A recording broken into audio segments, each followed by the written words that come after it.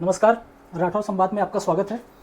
आज हम बात करेंगे एक सुप्रीम कोर्ट के जज साहब के ओरल ऑब्जर्वेशन का, जिन्होंने कहा कि आज के जो यंग जनरेशन लॉयर हैं वो ट्रायल कोर्ट में प्रैक्टिस करना पसंद नहीं करते, सीधे हाई कोर्ट सुप्रीम कोर्ट चले आते हैं। एक्चुअली उनका कहना भी सही है, लेकिन वो ये नहीं बात करते कभी भी कि क्यों नहीं जाते, उसके पीछे रीज़न क्या है।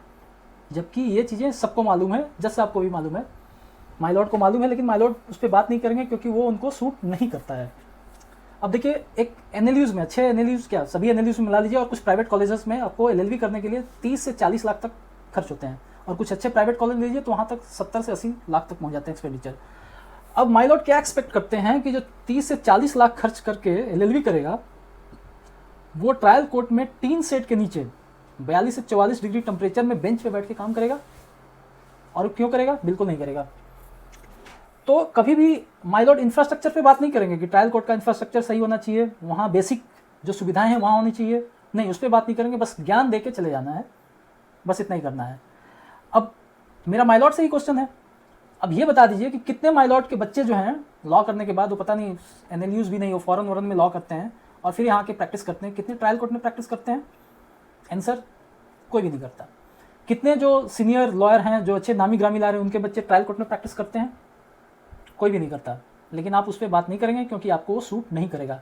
मैंने ऐसे भी देखा है कि कुछ रिटायर्ड जजेज हो गए, जो chief justice, even DY Chandrachud साहब भी एनएलयूज़ के कन्वोकेशन में जाते हैं और वहाँ ज्ञान जो है उनका उभर जाता है और ज्ञान बांट के चले आते हैं। और वो ये कहते हैं कि जो एनएलयूज़ के बच्चे हैं वो प्रैक्टिस में नहीं आते, लॉ फॉर्म में चले जाते हैं, कॉर्पोरेट में चले जाते हैं।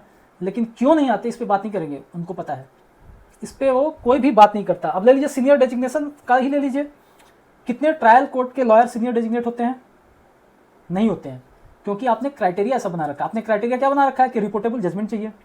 अब ट्रायल कोर्ट का कौन सा जजमेंट रिपोर्टेबल होता है? कोई भी नहीं होता है।